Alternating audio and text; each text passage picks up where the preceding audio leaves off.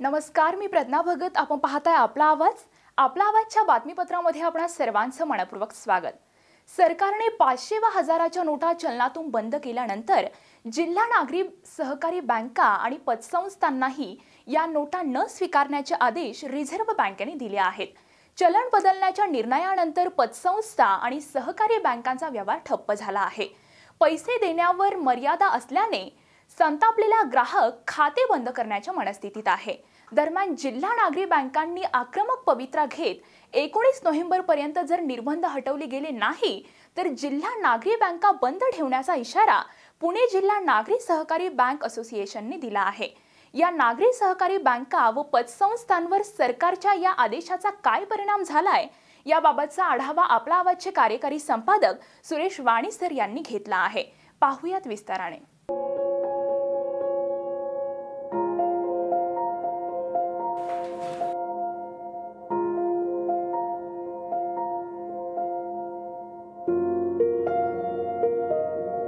हजार व 500 रुपयाच्या नोटा चलनातून रद्द झाल्याने ग्रामीण भागातील सर्वसामान्य जनतेचे हाल होत आहेत. चलनातून 1000 आणि 500 रुपयाच्या नोटा बंद होऊन 8 दिवस झालेत, मात्र नव्या नोटा उपलब्ध होत नाही. ग्रामीण भागामध्ये पतसंस्थांचं जाळं आहे. या पतसंस्थांना पैसे मिळत नाही. खूप जनतेचे हाल होत आहेत. नरेंद्र मोदी यांचा हे सर्जिकल स्ट्राईक जरी चांगलं असलं तरी हे सर्जिकल स्ट्राईक सर्वसामान्यांवर बेततंय की काय अशी शंका आहे. जुन्नर तालुक्यामध्ये जवळजवळ 100च्या आसपास सहकारी पतसंस्था आहेत. या पतसंस्थांना 1000-500 रुपयाच्या नोटाही घेता येत नाही आणि सर्वसामान्यांना त्यांच्या खात्यातील पैसे मिळत नाही. आज आपण आलो आहोत शिरोली बुद्रुक येथील स्वर्गीय निवृत्तीशेठ नामदेव शेरकर या पतसंस्थेमध्ये.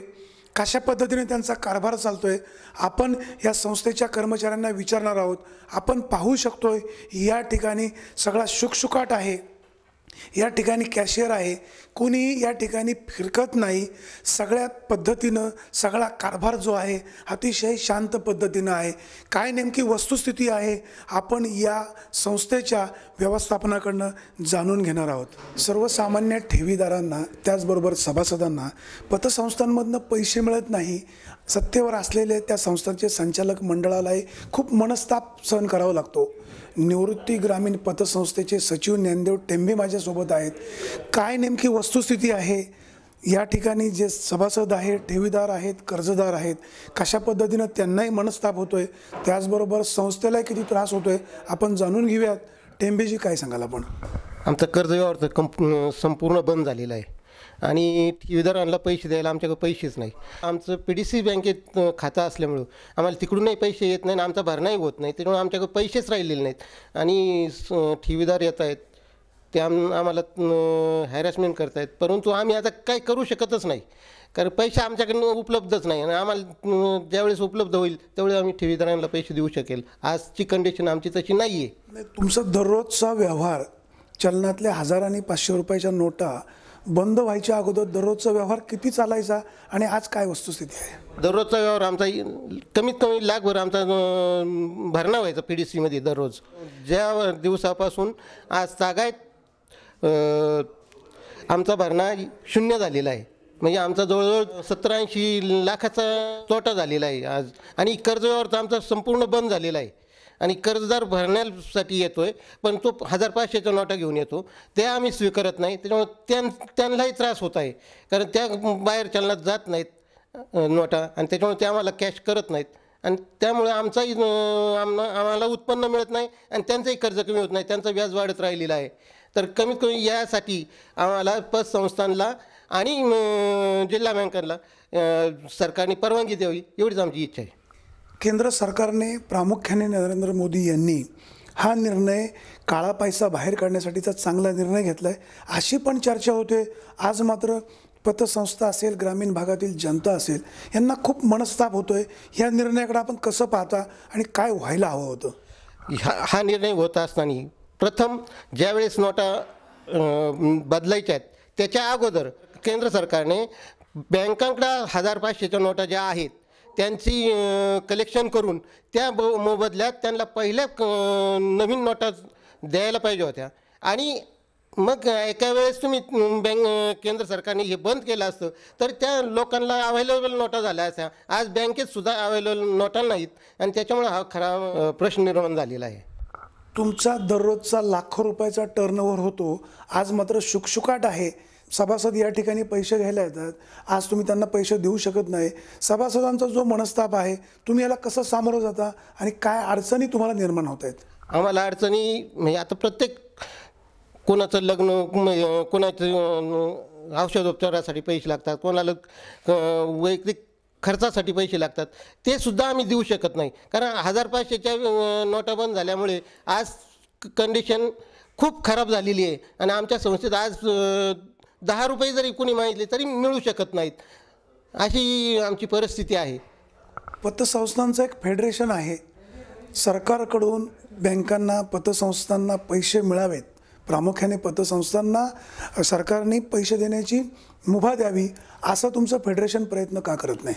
फेडरेशननी कालच आता आमच्या सहकार सप्ताहानिमित्त जी पिंपळवंडी आहे ते सभा आयोजित केली होती, त्याच्यात ठराव केलेला आहे का पतसंस्थांना आणि जिल्हा बँकांना 1500 रुपयाच्या नोटा स्वीकारण्यास परवानगी द्यावी असा ठराव केलेला आहे आणि तो ठराव सर्वांमध्ये मंजूर झालेला आहे. हा जो केंद्र सरकारने निर्णय घेतला आहे, अजूनही चलनामध्ये नोटा नव्या येत नाही.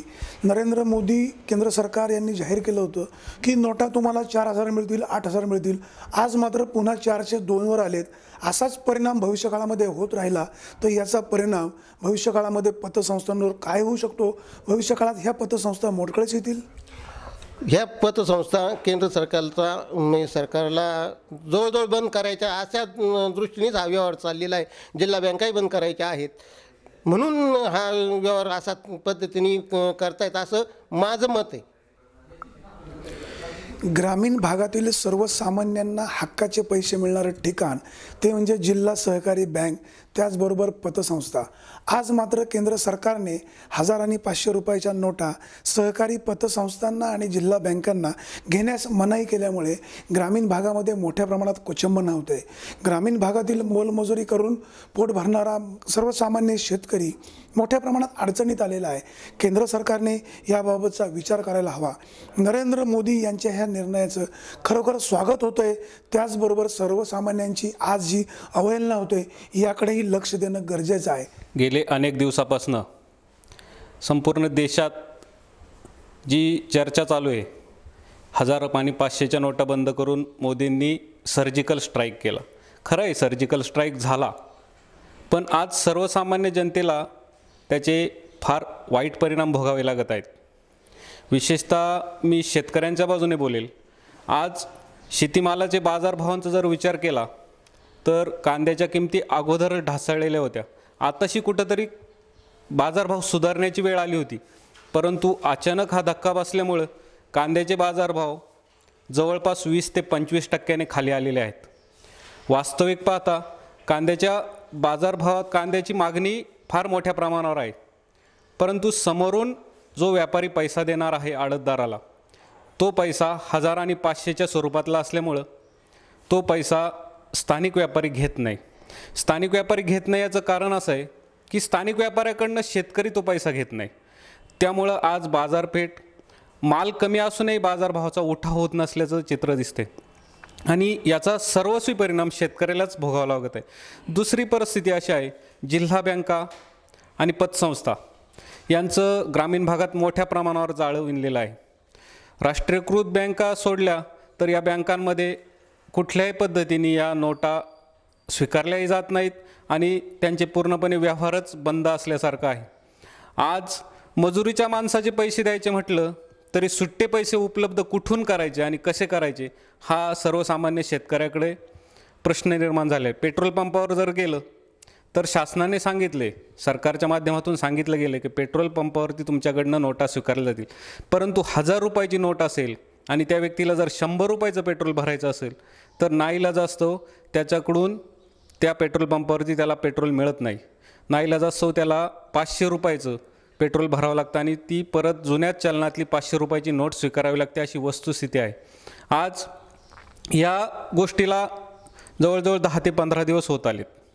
10-12 दिवसात शेतकऱ्यांनी आणि सर्वसामान्य जनतेने जो तोटा सहन केला आहे तो फार मोठा आहे. मोदी सरकारच्या या निर्णयामुळे फायदा होईलच, पण तत्पूर्वी हा निर्णय घेण्यापूर्वी नोटांची उपलब्धता करून देणं ही फार महत्त्वाची गरज होती आणि ती होणं गरजेचं होतं, पण तसं झालेलं नाही. सरकारच्या निर्णयानुसार ज्यावेळेस 1500च्या नोटा बंद झाल्या त्यावेळेस बँकेतून एका वेळेस 4000 रुपये रक्कम काढता येईल असं निवेदन देण्यात आलं होतं. त्यामुळे बँकेत एकच झुंबड उडाली होती. ATM कार्डवरती फार मोठ्या प्रमाणावर गर्दी होती. तथापि त्यानुसार बँकेतून पैसे मिळाले गेले. काही लोकांना विनमुख यावं लागलं, रांगाच्या रांगा लागल्या, ही वस्तुस्थिती आहे. पण ही 4000ची रक्कम वाढत जाण्याऐवजी आज तोच निर्णय परत 2000वरती घेतला आहे. आज हा 2000वरती ती रक्कम आल्यामुळे आज 2000 रुपये खर्चासाठी एकदम तुटपुंजी रक्कम आहे. आणि गेल्या काही दिवसात अशाच पद्धतीने लोकांना बँकेत हेलपाटे मारावे लागत आहेत. आपली कामधंदे सोडून आणि आपल्या गरजांना आवर घालून अशा पद्धतीने बँकांमार्फत जो व्यवहार होतोय त्याकडे शासनाने लक्ष देणं गरजेचं आहे.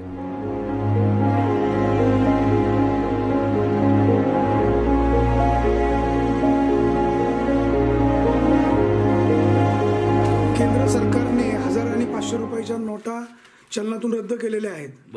आज सर्वसामान्य माणसाला स्वतःकडे असलेली पुंजी सुट्टी करायला बँकेत जावं लागतंय, पोस्टात जावं लागतंय, पैसे वेळेवर बदलून मिळत नाही. काय सांगाल तुम्ही? तुम्हाला काय वाटतंय? देतात ना एकूण बदलून. आता मोदी सरकारचा निर्णय चांगला आहे? चांगला, निश्चित. काय याचा फायदा?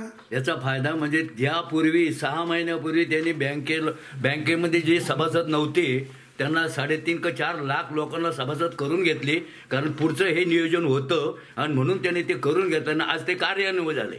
तुम्ही मोदी साहेबांना या निमित्ताने काय निरोप सांगाल? मोदी साहेबांनी जे केलं ते योग्य केलं, कारण हे जे काळे बाजारवाले जे पैशावाले होते आणि त्या लोकांनी समाजाला वेठीस धरून जो भारताचा विकास होणार होता तो ह्या लोकांनी थांबवला. आणि आतापर्यंत 60 वर्षे ह्या लोकांनी सत्ता गाजवली. काय केलं त्यांनी? आज शिक्षणाची व्यवस्था केली, अनेक गोष्टी त्यांनी केल्या. आणि मोदी हे सरकार चांगलं आहे. ज्यांना बँकेचे व्यवहार करायची परवानगी आहे त्यांच्याकडे पैसे उपलब्ध करून देण्याचं काम केंद्र सरकारचं आहे.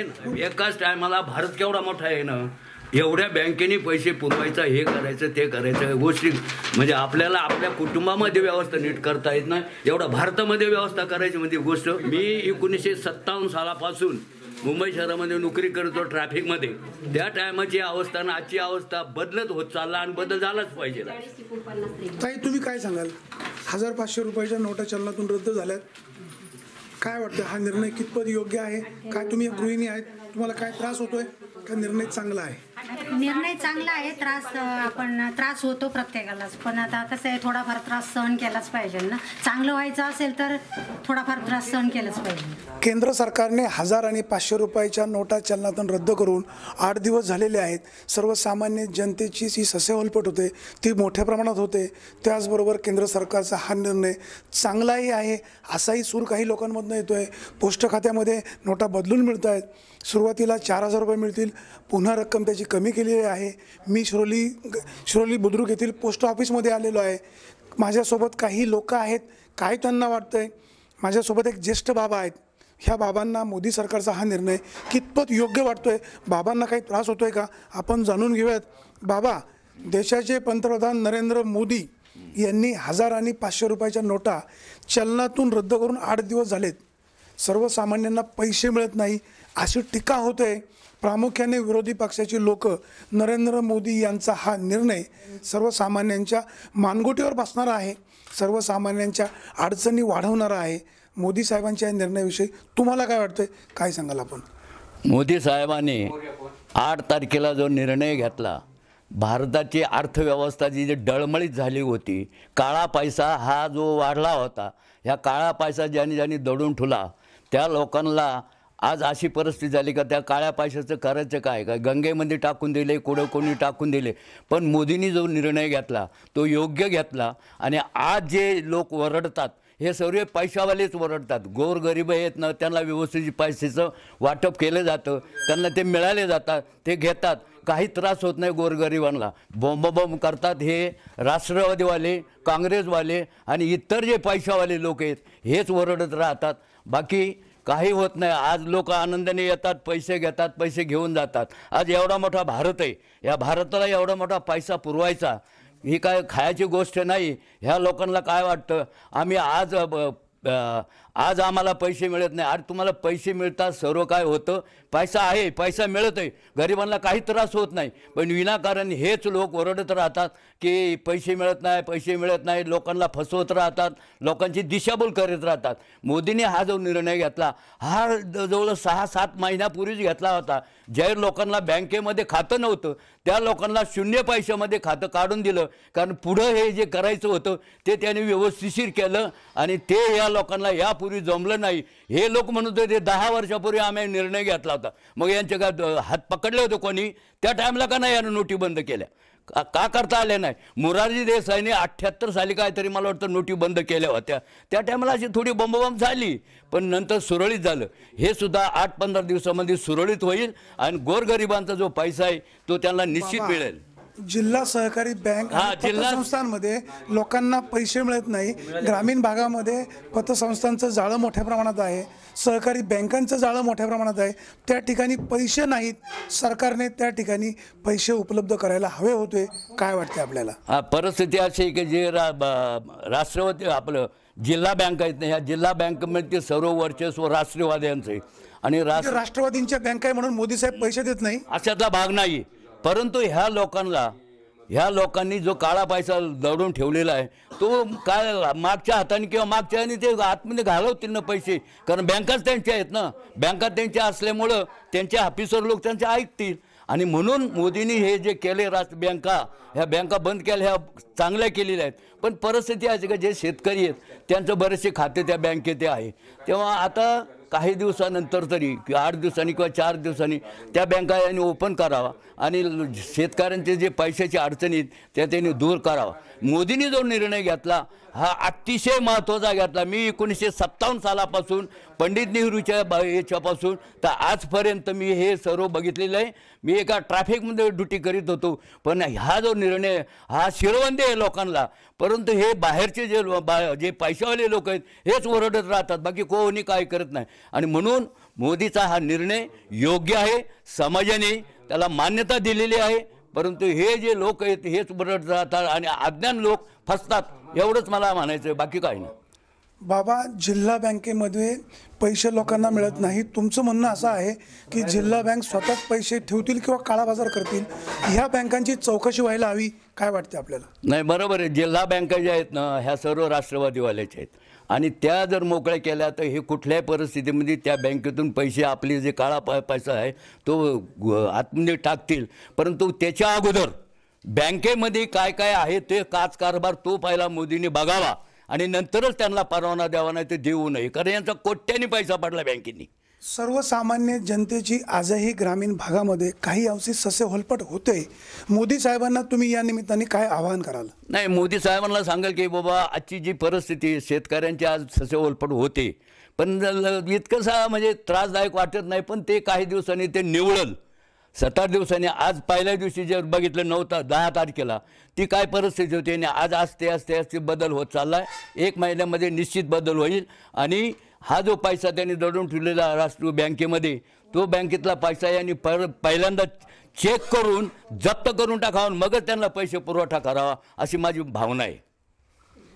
केंद्र सरकारने 1000 आणि 500 रुपयाच्या नोटा चलनातून रद्द केल्यामुळे संमिश्र प्रतिक्रिया येत आहेत. सर्वसामान्य जनता ह्या निर्णयाचं निश्चित स्वागत करते. त्याचबरोबर ग्रामीण भागातील पतसंस्था, सहकारी बँका या ठिकाणी लोकांना पैसे मिळत नाही, काळा पैसा बाहेर निघेल. मोदी साहेबांचा हा निर्णय राजकीय मंडळींना त्रासदायक होतोय, म्हणून ही मंडळी मोदी साहेबांच्या नावाने टावं फोडत आहेत. खरं काय आहे हे भविष्यकाळामध्ये पुढे येणार आहे. आज मात्र सर्वसामान्य जनता या निर्णयाचं स्वागत करताना दिसते.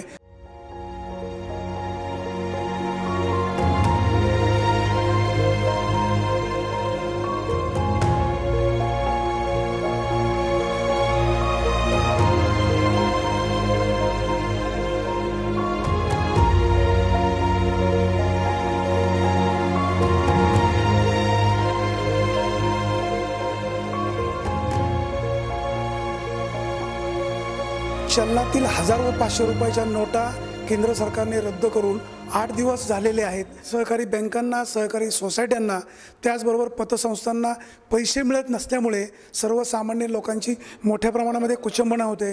शिरोली बुद्रुक येथे शिरोली कृषी सोसायटी आहे. दररोजचे लाखो रुपयाचे त्यांचे व्यवहार होत आहेत. आज मात्र आपण पाहू शकतो या ठिकाणी शुकशुकाट आहे. या ठिकाणी ज्या लोकांची बचत खाती आहेत त्यांनाही पैसे मिळत नाही, 1000-500 रुपयेच मिळतात.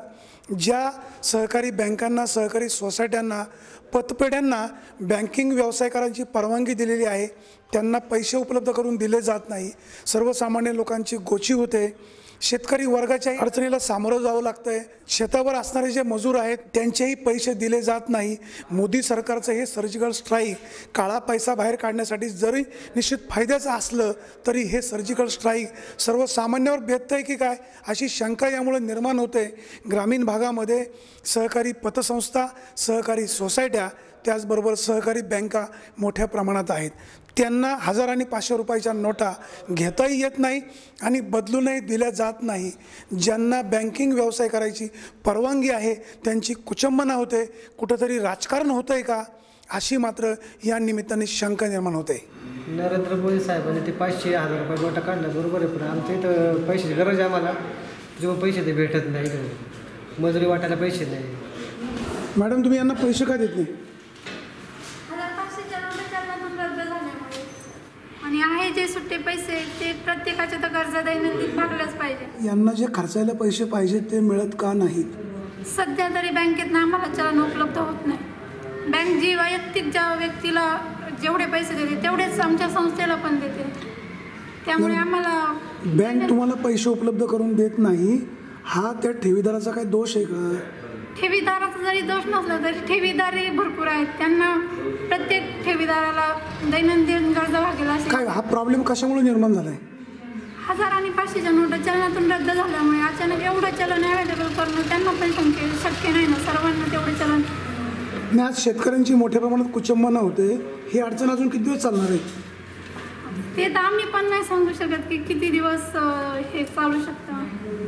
जोपर्यंत आम्हाला बँक पैसे पुरवत नाही तोपर्यंत आम्ही पण ठेवीदारांना नाही देऊ शकत ना. गेल्या 8 दिवसापासून 1000-500 रुपयाच्या नोटा चलनामध्ये नाही. या ठिकाणी तुम्हाला काय त्रास जाणवतो? काय अडचणीला तुम्ही सामोरे जात आहे? अडचणींना काय, आमच्या ठेवीदारांना त्रास होतोय.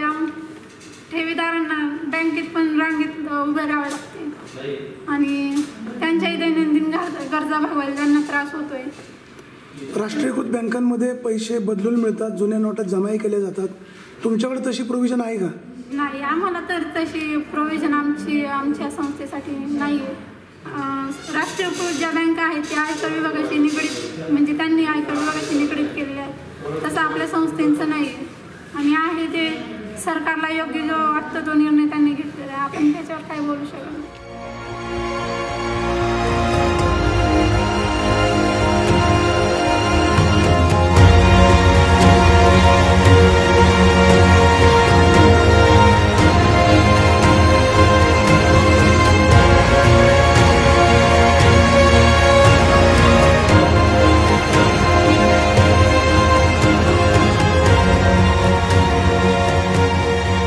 गेले 8 दिवस 1000-500 नोटा बंद झाल्यामुळे बाजारामध्ये बराच फरक पडला आहे. विक्री पण कमी झाली आहे. 1000-500 रुपयाच्या नोटा रद्द होण्यापूर्वी तुमचा दररोजचा सेल किती व्हायचा?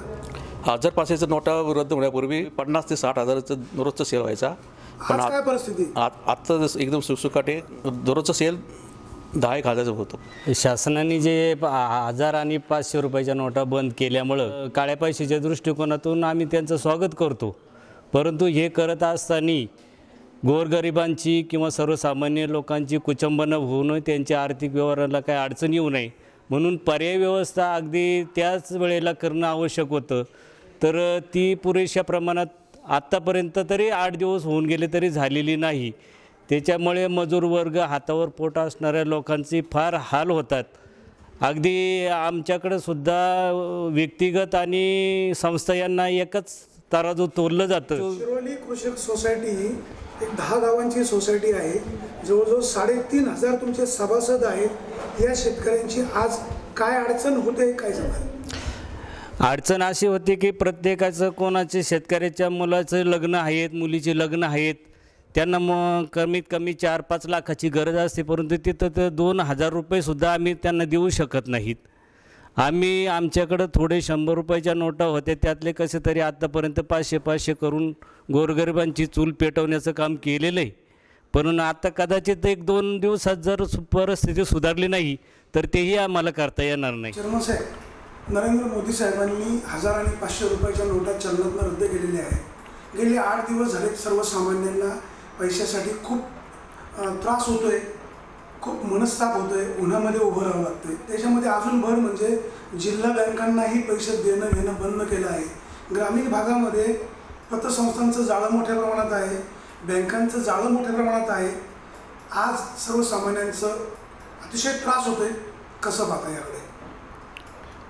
प्रथमतः मी नरेंद्र मोदी साहेबांनी जो काय हा निर्णय घेतला त्याचं स्वागत करतो. खरं तर 500च्या आणि 1000च्या नोटा ज्या 8 तारखेला रात्री 12 वाजल्यापासून बंद केल्या, त्या चलनात नसल्यामुळं खरं तर नागरिकांचे मोठ्या प्रमाणात हाल झाले.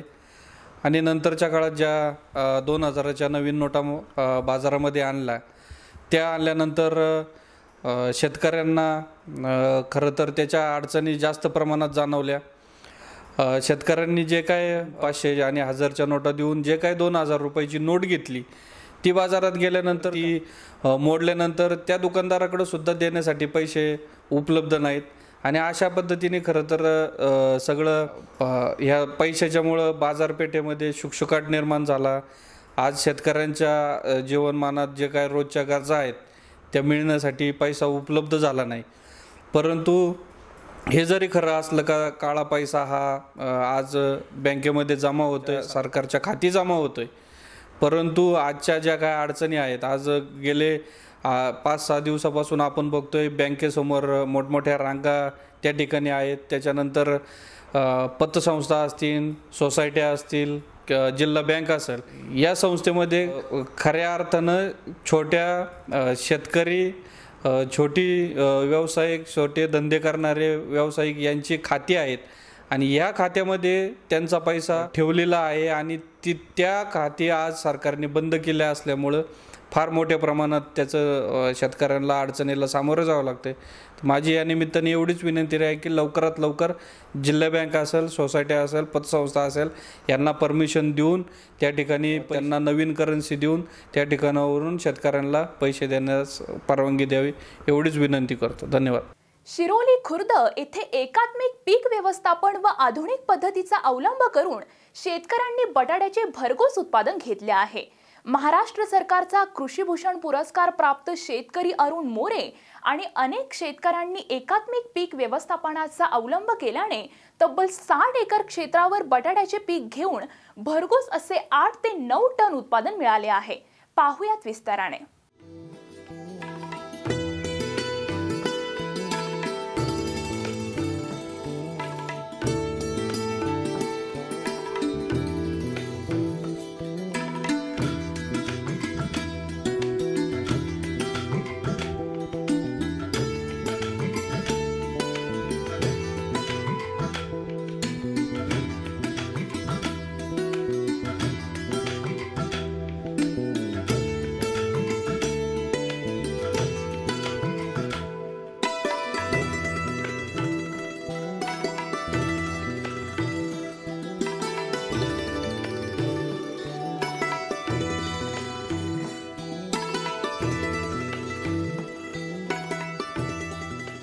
आज बळीराजाला कोणी वाली नाही असं म्हटलं तरी वावगं नाही.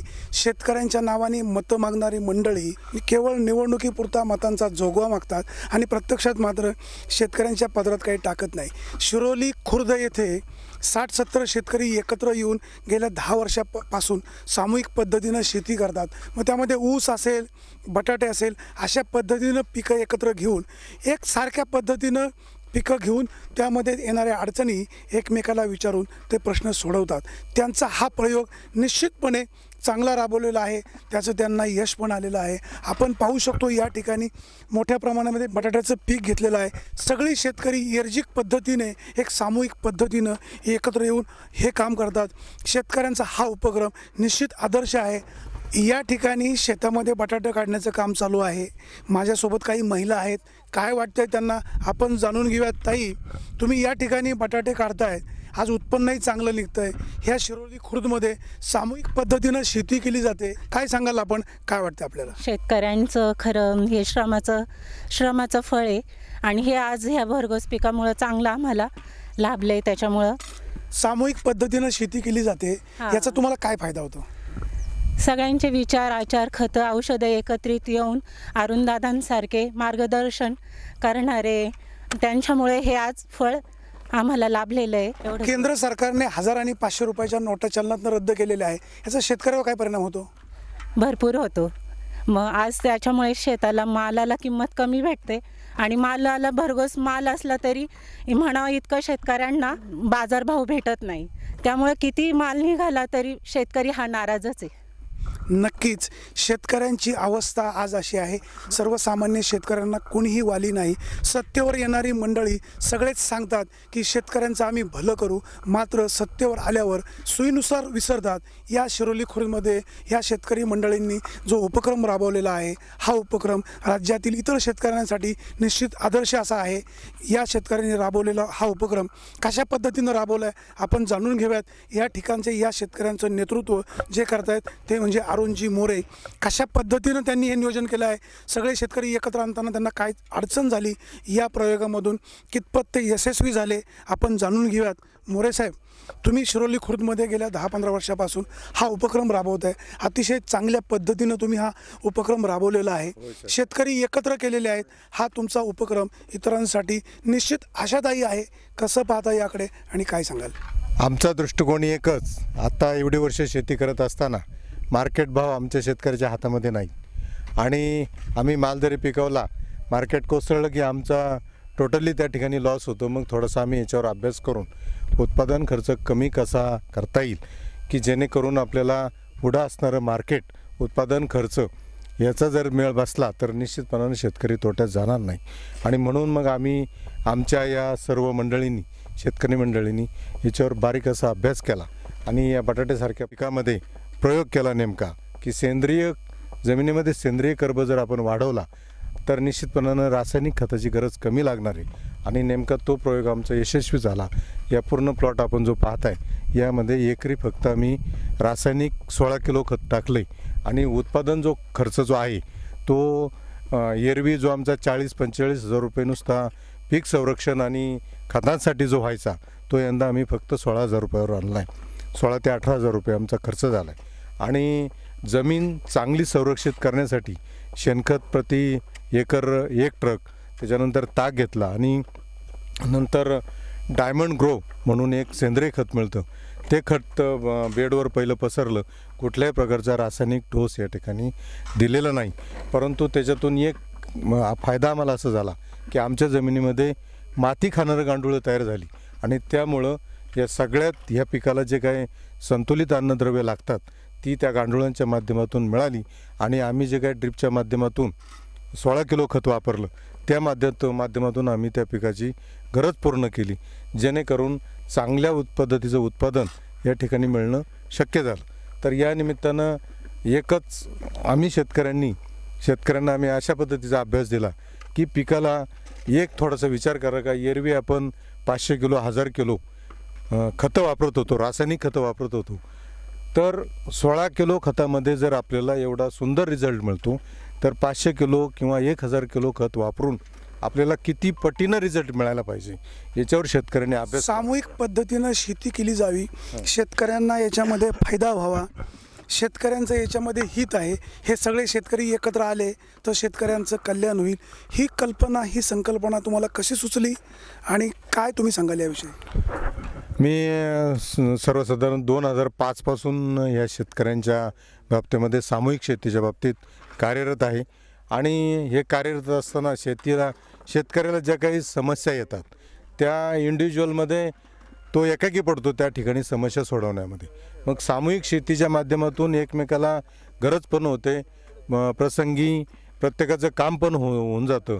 का वाडवडील पूर्वी जी इर्जिक करत होती त्या इर्जिकलाच आम्ही थोडंसं आधुनिक स्वरूप दिलं आणि मग त्याच माध्यमातून खतांची खरेदी असो, औषधांची खरेदी असो किंवा कुठले असं श्रमाचं काम असू द्या किंवा लागवड असू द्या, काढणी असू द्या, यामध्ये ज्यावेळेला आम्ही शेतकरी एकत्रित येतो त्यावेळेला निश्चितपणानं तो शेतकरी एकाकी पडत नाही आणि त्याचं काम त्या ठिकाणी होऊन जातं.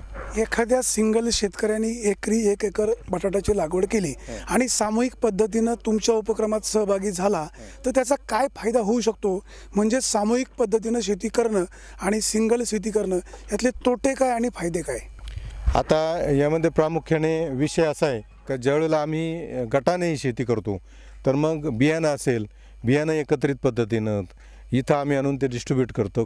जी काही खतं आपण वापरणार आहेत, आम्ही यापूर्वी काय करतो की ज्यावेळेला शेतकऱ्याला जे पीक घ्यायचे त्याला त्याचे प्रशिक्षण देतो आणि त्या प्रशिक्षणाच्या माध्यमातून त्या शेतकऱ्याच्या मनावर हे बिंबवलं जातं की आपल्याला ह्या वेळेला एवढंच करायचं आहे आणि त्या पद्धतीची मग खरेदी सामूहिकरित्या केल्यामुळं त्या ठिकाणी त्या प्रत्येक शेतकऱ्याचा इंडिव्हिज्युअल फायदा होतो. म्हणजे क्वांटिटीमध्ये खरेदी केल्यामुळं 100 रुपयाची वस्तू आम्हाला निश्चितपणानं 70 ते 80 रुपयाला मिळू शकते आणि ते हे जे काही 10-20 रुपये आहेत वाचणारे हे सगळ्यांमध्ये डिव्हाइड होतात. त्या ठिकाणी तो फायदा त्याचा होतो.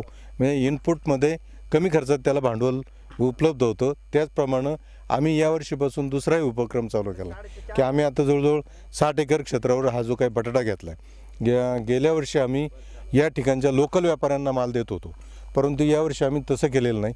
स्वतःची चेन डेव्हलप करून वाशी मार्केटला माल विकण्याची व्यवस्था यंदा केलेली. अजूनही यापुढे जाऊन रिटेलिंगमध्ये मार्केट कसं आम्हाला मिळेल याकडे आमचा या दृष्टीनं प्रयत्न असणार आहे. आणि मग हे जे काही सर्व शेतकरी आहेत ह्या शेतकऱ्यांना हे जे प्रॉब्लेम फेस करावे लागतात हे प्रॉब्लेम त्यांना फेस करावे लागणार नाहीत, अशा पद्धतीचे फायदे त्यांचे होणार आहेत. आता तोटा जर म्हणाल तर सामूहिक शेतीमध्ये कुठल्याही पद्धतीचा तोटा नाही. एकमेकाची समस्या जाऊन ती समस्या सोडवणं हाच सामूहिक शेतीचा आमचा उद्देश आहे. सगळ्या शेतकऱ्यांमध्ये सुसूत्रता कशा पद्धतीनं आणता आणि काय अडचणी येतात का? आम्ही आता ह्या पोटॅटो प्लॅनिंगचा एक व्हॉट्सअपवर ग्रुप बनवला आहे आणि कुठलाही सगळेजण आम्ही 60च्या 60 जण या ग्रुपला अटॅच आहोत आणि याच्यामध्ये आमचे जे काही मार्गदर्शक मंडळी आहेत, मार्गदर्शक मंडळी जे काही तज्ज्ञ मंडळी आहेत, ती तज्ज्ञ मंडळी जे काही ज्या पद्धतीनं आम्हाला सांगतील बुवा आपल्याला असं करायचं आहे, आम्ही व्हॉट्सअपवर मेसेज देतो आणि तो मेसेज व्हॉट्सअपवर गेल्यानंतर त्यावेळेला ते सर्व शेतकरी एखाद्याच्या घरी नियोजन करतो. त्या ठिकाणी आम्ही सर्वजण जमतो, त्या ठिकाणी चर्चासत्र पार पडते आणि मग आपल्याला आलेले प्रॉब्लेम आणि ते कसे सोडवायचे याच्यावर त्या ठिकाणी दिशादिग्दर्शन होतं आणि मग त्याप्रमाणे शेतकरी कार्यवाही करतो. तुम्ही कृषीभूषण शेतकरी आहात, राज्य शासनाने तुमचा गौरव केलेला आहे. तुमचा ह्या शेतकऱ्यांसाठी काय फायदा होतो आणि भविष्य काळामध्ये तुम्ही इतर शेतकऱ्यांना काय आव्हान कराल? सामूहिक पद्धतीनं शेती करणं त्यांच्या फायद्याचं कसं आहे, काय सांगाल? शेतकरी जर पाहिलं तर आजही खूप समस्याग्रस्त आहे. तुम्ही मागाशी म्हटल्याप्रमाणे खरोखर शेतकऱ्याचा वाली कोणी नाही. जोपर्यंत शेतकरी स्वबळावर स्वताकदीनं उभा राहत नाही तोपर्यंत शेतकऱ्याचं काही खरं नाही. मग उभं राहण्यामध्ये आज जर आपण बारकाईने विचार केला तर शेती आपल्या देशाच्या अर्थव्यवस्थेचा कणा जे असला तो आज कणा दुर्लक्षित आहे. तो कणा आज देशाच्या याच्यामध्ये नियोजनामध्ये 0% जर आहे तर अशा वेळेला शेतकऱ्याचं कधीच चांगलं होणार नाही. आणि म्हणून ह्या शेतकऱ्याला कुठंतरी चांगले दिवस हवेत, त्याला भवितव्य मिळावं, त्याची येणारी भविष्यातील पिढी ही व्यवस्थित असावी या दृष्टीनं प्रयत्न करणं खूप गरजेचं आहे. आणि म्हणून मग मला असं वाटतं का हे जे काही प्रॉब्लेम शेतकऱ्याला येतात फार अगदी पिकवण्यापासून तर विकण्यापर्यंत प्रत्येक ठिकाणी त्याला प्रॉब्लेम, मनुष्यबळ वाढणे, वाढलेला उत्पादन खर्च आहे आणि कमी होत असलेला मार्केट रेट. आता तसं जर पाहिलं साहेब तर प्रत्येक बाकीच्या मालांचे जे काही इंडस्ट्रीयलमध्ये माल उत्पादित होतात त्याचे भाव हे 10 पटीनं 20 पटीनं वाढलेले आहेत, परंतु शेतमालाचे भाव गेल्या 20 वर्षात 25 वर्षात जसे आहेत तसेच आहेत. याच्यामध्ये जर जोपर्यंत सुधारणा होत नाही तोपर्यंत शेतकऱ्याची प्रगती होऊ शकत नाही. मग आम्ही एक थोडासा असा विचार केला की शेतकऱ्याला जर आपल्याला कुठंतरी वाचवायचं जर असेल तर फक्त तो उत्पादन खर्च कमी करून उत्पादन वाढ त्याला कशी करून देता येईल या दृष्टिकोनातून आम्ही आज सामूहिक शेतीचा उपक्रम राबवत आहोत आणि निश्चितपणानं त्याचं चांगल्या पद्धतीचं यश या ठिकाणी आम्हाला मिळते आहे. चलनातून 1000 आणि 500 रुपयाच्या नोटा रद्द झालेल्या आहेत. 8 दिवस झालेत, आजही चलनामध्ये नव्या नोटा येत नाही. सर्वसामान्य शेतकऱ्यांना खूप त्रास होतोय, कसं पाहता याकडे? सर्वसामान्य शेतकऱ्याला म्हणजे खूपच त्रास झाला आम्हाला ह्या निर्णयाचा. जरी हा निर्णय चांगला असला तरीसुद्धा शासनानं कुठल्याही प्रकारची पर्याय व्यवस्था न केल्यामुळं आमचं जे मुंबई मार्केट 118 ते 19 रुपये किलोचं होतं ते आता 10 रुपये 11 रुपयावर किलोवर एवढ्या कमीपर्यंत आले. कारण का आता चलनामध्ये 500-1000ची नोट नसल्यामुळं या शेतीमालाचं विपणन जे आहे ते खूपच त्याच्यामध्ये प्रॉब्लेम झाला. दुसरा प्रश्न असा की जे काही आम्हाला मजूर लागत आहेत त्या मजुरांना जी काही मजुरी आम्हाला संध्याकाळी द्यावी लागते त्यांना सुट्टे पैसे देण्यामध्ये सुद्धा खूप अडचणी येत आहेत. आणि त्यामुळं एकूणच हा निर्णय शेतकऱ्यांच्या दृष्टीनं अतिशय अडचणीचा झालेला आहे. त्यामुळं मार्केटची कंडिशन पूर्णपणे 10-15 दिवस झाले कोलॅप्स झालेली. आत्ताशी कुठंतरी ती हळूहळू त्याच्यामध्ये सुधारणा होत आहे. शेती हा देशाचा कणा समजला जातो. हा कणा जर जपला नाही तर भविष्य काळामध्ये देशाचं अर्थकारण कोलमडू शकतो. राज्यकर्ते मंडळी शेतकऱ्यांना कोणत्याही प्रकारचं सहकार्य करत नाही. वास्तविक अर्थसंकल्पामध्ये शेतकऱ्यांसाठी विविध योजना, विविध तरतूद करायला हवी, मात्र तशी केली जात नाही. शिरोली खुर्द येथील अरुण मोरे यांनी राबवलेला हा उपक्रम शेतकऱ्यांसाठी निश्चित फायद्याचा आहे. त्याचबरोबर इतर शेतकऱ्यांसाठी, इतर राज्यासाठी ह्या उपक्रमाचा फायदा होऊ शकतो. राज्य सरकारने यांनी कशा पद्धतीनं हा प्रयोग राबवला आहे याचा स्वतंत्र अभ्यास करून इतरांसाठी असा प्रयोग राबवायला हवा. आज या ठिकाणी एकत्रित पद्धतीनं त्यांनी केलेला शेतीचा प्रयोग प्रामुख्याने या ठिकाणी रासायनिक खताचा अजिबात वापर न करता केवळ सेंद्रिय पद्धतीनं शेती करून मोठ्या प्रमाणात उत्पन्न घेतलं आहे. जर सरकार या शेतकऱ्यांच्या पाठीशी राहिलं तर भविष्य काळामध्ये हा शेतकरी राजा निश्चित सुखी होईल. राज्यकर्ते मंडळींची उदासीनता दूर होणं गरजेचं आहे. शेतकऱ्यांचा राजा शरद पवार यांना संबोधलं जातं, त्यानंतर नरेंद्र मोदी हेही शेतकऱ्यांचे नेते म्हणून जाणले जातात. नरेंद्र मोदींनी जर शेतकऱ्यांकडे लक्ष दिलं तर खऱ्या अर्थाने शेतकऱ्यांचा दुवा त्यांच्या पाठीशी निश्चित राहू शकतो. हे आमचे अरुणदादा मोरे यांना जे कृषीभूषण पुरस्कार मिळालेला आहे त्यांच्या मार्गदर्शनाखाली हे आम्ही बटाट्याची शेती केलेली आहे. हे बेणं आम्ही पंजाब इथून एकत्रित्या खरेदी करून याची जी काय लागवडीची ट्रीटमेंट आहे ती अरुणदादांच्या मार्गदर्शनाखाली आम्ही 60 एकरवरती हे बटाट्याचं पीक घेतलेलं आहे. खतं औषधं एकत्रित पद्धतीनं खरेदी करून अरुणदादांच्या मार्गदर्शनाखाली आम्ही ह्या बटाट्याची सर्व ट्रीटमेंट केलेली आहे. एकत्रित पद्धतीनं शेती केल्यामुळे तुमचा काय फायदा होतो? एकत्रित पद्धतीनं शेती केल्यामुळं आम्ही जे बेणं आणलं त्यात कॉस्टिंगमध्ये फरक, औषध ग्रुपने आणली त्यामुळं त्याच्यात किमतीमध्ये फरक बऱ्यापैकी होतो. आणि कुठलं औषध कधी मारायचं, कुठलं खत कधी सोडायचं हे अशा पद्धतीत दादांचं आम्हाला मार्गदर्शन असतं. राज्य शासन, केंद्र शासन शेतकऱ्यांच्या पाठीशी नाही, काय असायला हवं? तुम्ही काय मागणी कराल? काय हे आम्ही एवढे कष्ट करून हा जो माल उत्पन्न काढतो, मालाचं उत्पन्न काढतो, पण आमच्या मालाला योग्य बाजारभाव मिळत नाही. आम्ही एकत्रित पद्धतीनं शेती केल्यामुळं आमची कॉस्ट जरी कमी असेल तरी आत्ताचे जे बाजार जर बघितले तर खूप कमी आहेत. त्यामुळं आम्हाला आमचं आर्थिक नुकसान खूप होतं आहे. मी बाळासाहेब मोरे, शिरोली खुर्द. आज आम्ही बटाट्या क्षेत्र 60 एकरवरती बटाट्याचं क्षेत्र घेतलेलं आहे. बटाट्याच्या बाबतीत जर सांगायचं जर म्हटलं तर बटाट्यावरती आजची परिस्थिती अशी आहे की 500-1000च्या नोटा बंद झाल्यापासून आमच्या शेतकऱ्यांची अशी परिस्थिती झाली आहे की आम्ही माल कुठं विक्री करायचा ते समजत नाही आहे. आज शेतीमध्ये जर पाहिलं तर बटाटा हे पीक साधारणतः 15 रुपयाच्या पुढे जर विक्री झाली तरच परवडतं, नाहीतर त्याच्या आतमध्ये जर विक्री झाली ती बटाट्याचं पीक परवडत नाही. पण ज्यावेळेस 500-1000च्या नोटा ज्यावेळेस मोदी साहेबांनी ज्यावेळेस बंद केल्या, म्हणजे निर्णय जो घेतला तर त्या निर्णयापासून आम्हाला एकरी साधारणतः 50,000 रुपयाचं नुकसान झालेलं आहे शेतकऱ्यांचं. तर हा जो निर्णय झालेला आहे हा शेतकऱ्यांसाठी कुणीही त्याच्या पाठीमागं उभं नाही. नुकसान कसं झालं काय सांगाल तुम्ही? नुकसान झालं म्हणजे ज्यावेळेस बटाट्याचं उत्पन्न बटाटा आमचा काढणीला आला त्यावेळेस बटाट्याचे भाव होते साधारणतः 18 ते 19 रुपये आणि आज बटाट्याचे भाव आहेत 10 ते 11 रुपये. त्याच्यामुळे साधारणतः आमचं 7 ते 8 रुपये आमचं नुकसान झालेलं आहे, किलो मागे 7 ते 8 रुपयाचं. मी एकरी किती टन माल निघतो? एकरी साधारणतः 9 ते 10 टन माल निघतो. आणि आजची परिस्थिती जर पाहिली तर आज आम्ही जो जे काही एकत्रित शेतकरी येऊन जे काही अवलंब घेतलेला आहे तर त्याच्यामध्ये 16 किलो खत आम्ही वापरून. तुम्ही बियाणं कुठून उपलब्ध करता? बियाणं हे आम्ही पंजाबवरून पंजाब जालंधर इथून म्हणजे आणलेलं आहे आम्ही. महाराष्ट्र शासनानं मला कृषीभूषण पुरस्कार देऊन सन्मानित केलेला आहे आणि निश्चितपणानं हा पुरस्कार महाराष्ट्र शासनाचा आहे आणि तो शेतकऱ्यांसाठी दिशादर्शक व्हावा अशा पद्धतीचं कार्यक्रम असावा असं मला वाटतं. त्या दृष्टीनं मी कार्यरत आहे आणि गेली 10 वर्षापासून अनेक पिकामध्ये मी असे ग्रुप तयार करून गट शेतीच्या माध्यमातून सामूहिक शेतीच्या माध्यमातून शेतकऱ्यांसाठी काम करत आहे.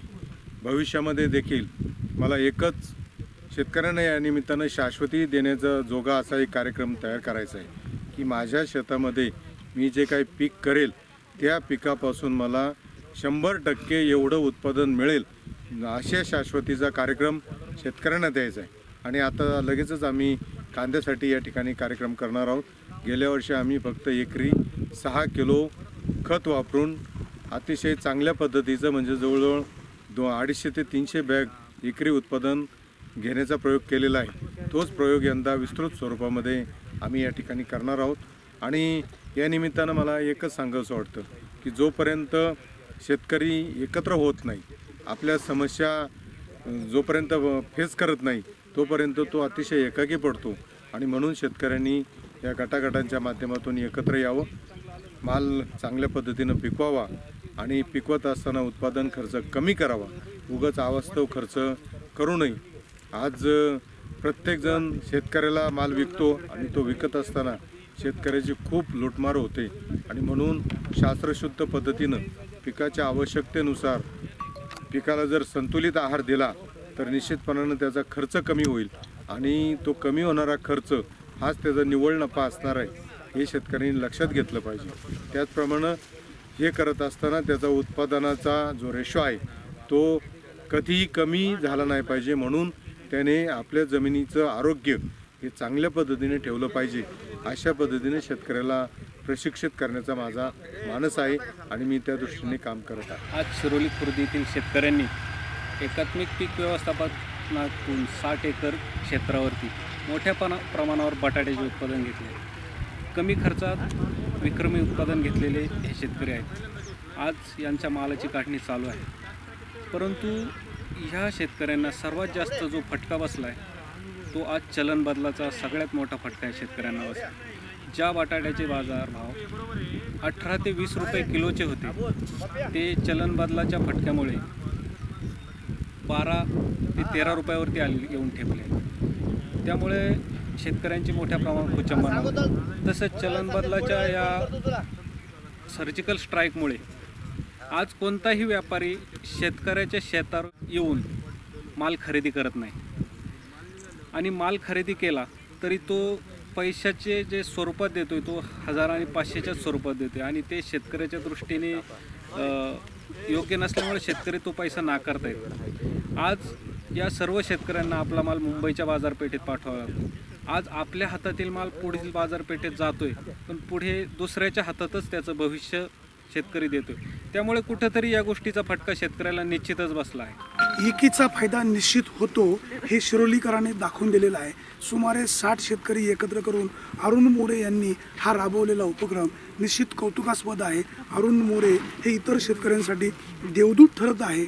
आज या शेतीमालाचा बाजारभाव गडगडल्यामुळे शेतकरी काही प्रमाणात नाराजी व्यक्त करत आहेत. नरेंद्र मोदी यांनी 1000 आणि 500 रुपयाच्या नोटा चलनातून रद्द केल्यामुळे शेतकरी वर्गाचाही मोठ्या प्रमाणात तोटा झालेला आहे. या भागातील शेतकऱ्यांचाही बटाटे काढले त्यावेळेस 18 रुपये किलोने बटाट्याची विक्री होत होती, आज मात्र तोच बटाटा 10 रुपयांनी विक्री होते. लाखो रुपयाचं शेतकऱ्यांचं नुकसान झालं. नरेंद्र मोदींचा काळा पैसा बाहेर काढण्याचा हा जरी प्रयत्न असला तरी शेतकऱ्यांची मात्र मोठ्या प्रमाणात कुचंबना होते. यांची भरपाई कशी मिळणार हाही प्रश्न या निमित्ताने निर्माण होतोय. सुरेश वाणी, आपला आवाज, शिरोली बुद्रुक. या बातमीपत्रामध्ये वेळ झाली इथेच थांबण्याची. आपण कुठेही जाऊ नका, पाहत रहा आपला आवाज. हात तुमची साथ आमची. धन्यवाद.